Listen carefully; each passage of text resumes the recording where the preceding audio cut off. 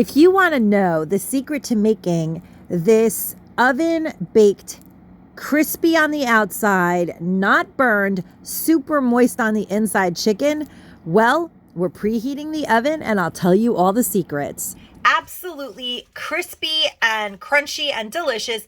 We're going to preheat our oven to 400 degrees. Yeah, 400 degrees. There's a huge debate on that, but 400 degrees won. I followed this whole blog on the internet and several people tested at 350 and 400 wins. So we're preheating the oven to 400 degrees. And there's a secret ingredient in this dressing marinade that we put on the chicken that helps it get really, really crispy and absolutely moist on the inside. So in this awesome marinade, we have 2/3 of a cup Greek yogurt. Yep, you guys heard me, Greek yogurt. We've got 4 tablespoons of olive oil, 5 limes. I have a little bit of the lime left to show you guys, and about 6 minced garlic cloves. And the secret ingredient is 1 teaspoon of baking powder. Yes, the baking powder is alkaline. It raises the skin's pH, breaking down the proteins with the yogurt, and it just makes the most browned, crispy chicken skin, and the inside of the chicken is really juicy and absolutely amazing. You would never think that this is baked in the oven. I also added some of my favorite seasonings, but you can really put whatever you want. I love this Kelowna salt-free garlic and herb seasoning. I also have some chicken seasoning from Lidl that I added in here. But like I said, you can put whatever you want. Oregano, Italian seasoning. You can use a marinade like this with brown sugar and a little bit of barbecue sauce. You can make all different kinds of marinades, but that 1 teaspoon of baking powder is a world of difference. And lots of lime.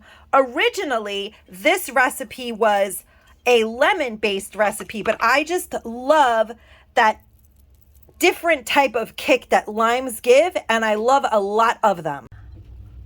I almost forgot, guys, one of my very favorite ingredients to add in with the lime and the yogurt marinade is a whole entire bunch of dill. After putting all of those ingredients through a little bit in the blender, I pour everything over the chicken and let it marinate at least a half hour, if not overnight. All of that dill and lime and all that goodness will permeate the chicken and really, really make the meat of this chicken super flavorful. Now, this chicken has been marinating overnight. I did not actually use all of the dill. I reserved some from the bottom because I am going to be making potatoes, and I definitely want the potatoes to also have that delicious dill flavor, but the marinade that goes on the chicken can only go on the chicken. Into the oven these go for approximately 45 minutes. Now, in order to make the potatoes, I do not take the skin off. I actually like the skin on my potatoes, and these are 6 potatoes that I cut into mostly 6 pieces each so that they're all about the exact same size. The first thing I put in my Ninja is a quartered onion, a white onion, red onion, whatever you want. I put in all of my herbs go in next. We add the butter. I'm putting in 4 cloves of garlic. And I happen to have this chicken broth from the Dollar Tree, but any chicken broth will do. A couple tablespoons of chicken broth. And then we let her rip.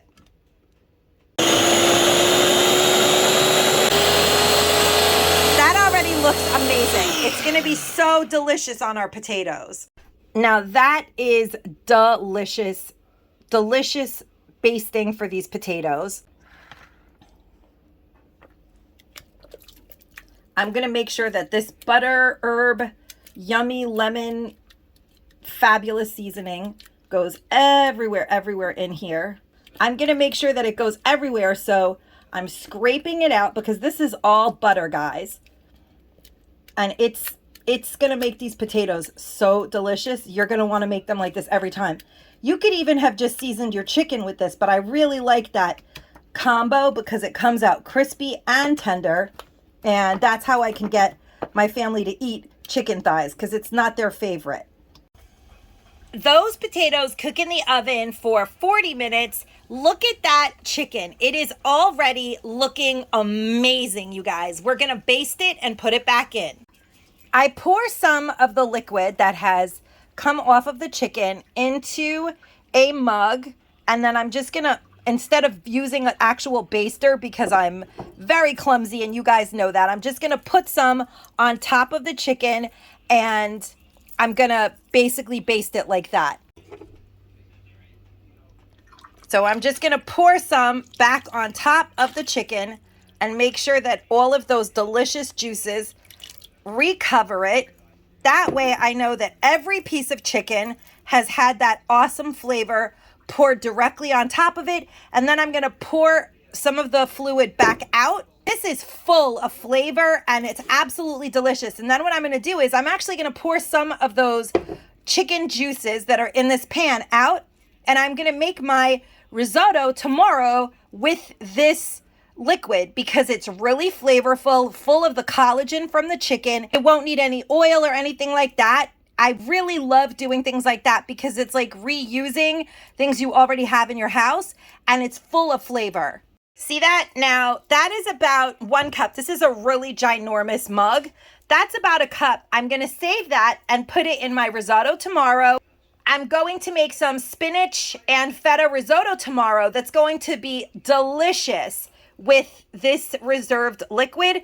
And I'll just cook up some chicken breasts tomorrow and it'll be a completely different meal, but this is going to absolutely be integral in the flavor.